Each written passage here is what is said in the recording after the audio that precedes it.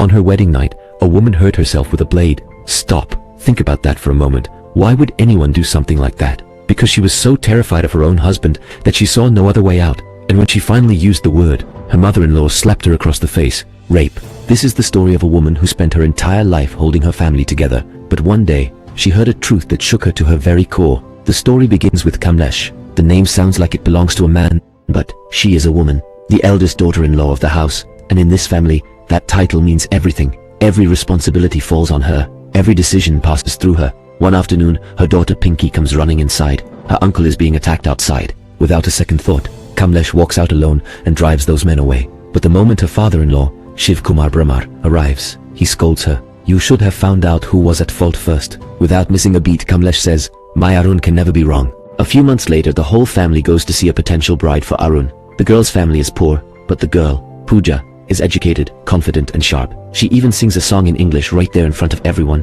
But that's exactly what bothers Kamlesh. She doesn't want a westernized daughter-in-law. She looks Pooja up and down and says bluntly, why do you wear such a small blouse? The message was clear. This girl doesn't meet her standards. But Arun is smitten. He pleads, begs, and eventually wears Kamlesh down. The engagement happens right then and there. About a week later, Kamlesh is riding a rickshaw with her mother-in-law when they get stuck behind a crowd. A rally is going on. People marching for the rights of lesbian and other communities. And then Kamlesh spots someone in that crowd, Pooja, standing right there among the protesters. Kamlesh is shaken. She takes Pooja straight home and asks her point blank, are you a lesbian? Pooja calmly says no.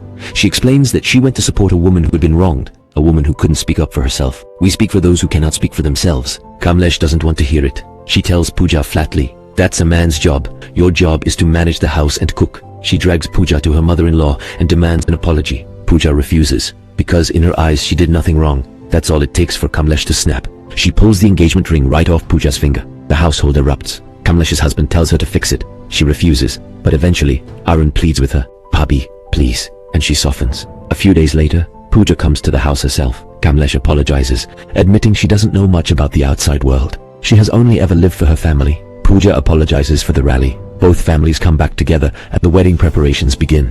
On the wedding day, Pooja has a high fever. She's dizzy and weak. Her friend Sona gives her medicine, but the rituals go on. The vows are exchanged, and the wedding is complete. That night, Arun is impatient. Pooja tells him she has been unwell all day. She asks to wait until tomorrow. He doesn't listen. Despite her refusals, despite her tears, he forces himself on her. He keeps saying, this is normal. This is my right. Through her tears, Pooja says it clearly. You raped me. Arun's response, fine. If I raped you, go tell everyone. And he shoves her out of the room. Pooja steps outside. Everyone in the house is celebrating. She doesn't want to cause a scene. She quietly goes back inside. Arun apologizes, says it was his first time, that he made a mistake. Pooja wants to believe it, but that same night, he does it again. She can't sleep. She locks herself in the bathroom and sits on the floor crying until morning. The next morning, Kamlesh spots Pooja on the rooftop, standing alone in a way that worries her deeply. She rushes up and asks what's wrong. Pooja only says, I want to go home. Kamlesh takes her. She makes her complete the kitchen rituals first, then drives her to her parents' house herself. The moment Pooja sees her mother, she breaks down. I'm not going back. Her mother's response, Beta, this is normal. It happens in every marriage. You came home the day after your wedding. What will people think of us? Pooja cries and refuses, but she has nowhere to go. Her own family hands her back to Kamlesh. On the way back, Arun calls, where are you? Come fast. Pack your bags. We have a honeymoon flight to catch. The moment Pooja hears the word honeymoon, something inside her breaks. She makes an excuse, steps out of the car on a busy road, and disappears into the crowd. Kamlesh searches everywhere. She goes home empty-handed. The family bombards her with questions. Her father-in-law says, whatever happened, happened. This must not leave these walls. Kamlesh takes her scooter and goes to Pooja's friend Sona. Sona takes her to her NGO, where they trace Pooja. Sona meets Pooja first. Tell me what happened. I'm with you. But Pooja says nothing. Maybe fear, maybe shame. When Kamlesh comes in, Sona steps out. Kamlesh sits with Pooja and asks, what do you want? How long are you going to keep running? That's when Pooja finally says it. Arun raped me. Kamlesh slaps her. My Arun would never do something like that. What happens between a husband and wife is not rape. Pooja looks at her and says, my consent matters. He forced me against my will. Kamlesh brings Pooja back home. The father-in-law tries to smooth things over. Family honor. Let's talk it through. No need to escalate. The matter is buried. But Pooja's words don't leave Kamlesh's mind. That night, she quietly asks her husband, was there ever something with the girl in Arun's college days? He brushes it off. The next day, Pooja leaves for the honeymoon. And once she's gone, Kamlesh goes to Sona and asks her, directly, without context, does a wife have to consent, even in marriage? Sona takes her to the head of the NGO. The answer is clear, yes. If a wife says no and a husband forces her anyway, that is rape. On the honeymoon, Pooja tries to talk to Arun. She tells him she is scared of him, but she doesn't want to live in fear. She wants a new beginning. Arun isn't in the mood to talk. He does it again and again. Every single night of the honeymoon, he forces her. One night, Pooja is so terrified that she locks herself in the bathroom. Arun pounds on the door. She lies, says her period has come. He says, "Show me." With no way out, Pooja picks up a blade and cuts herself. The whole family rushes to the hospital.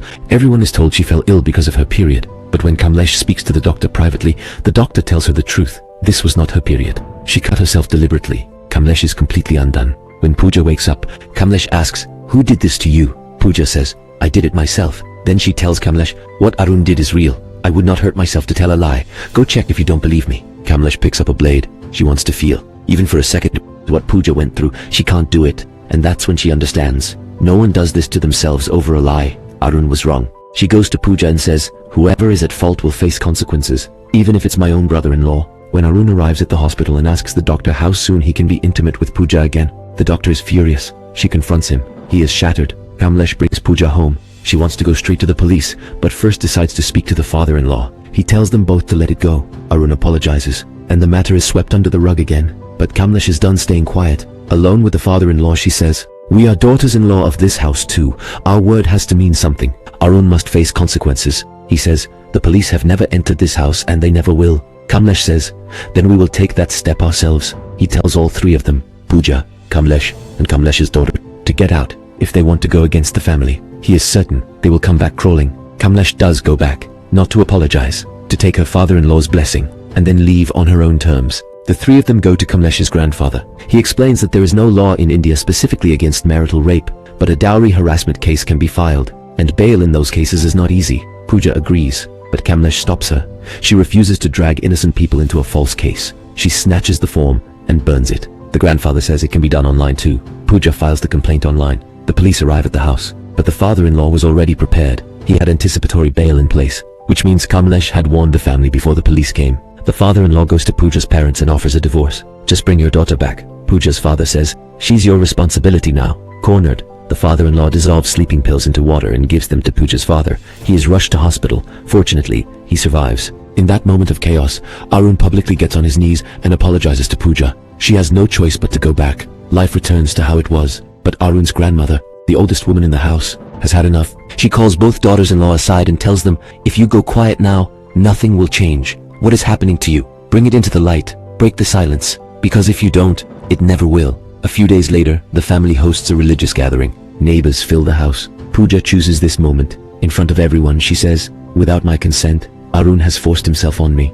Again and again. From our very first night together to the honeymoon, he has raped me. I am afraid of him." The father-in-law tries to calm the room and signals everyone to leave, but Kamlesh steps forward and stops every woman in that room. She says, "If we do not speak up, this will keep happening to our sisters and daughters, and no one will come to give them justice." Arun lunges at Pooja to hit her. Kamlesh catches his hand, and then she slaps him herself. She looks him in the eye. "You will apologize to your wife, in front of everyone. Marriage does not make her your property. Go fall at her feet and beg for forgiveness, because if you don't, every woman in this house, your mother, your sister, your daughter, none of them will stand by you." Arun falls at Pooja's feet, but Pooja knows the truth. One slap does not fix a man. Kamlesh turns to her father-in-law and says, "From today, the women of this house will be heard," and that is where the story ends.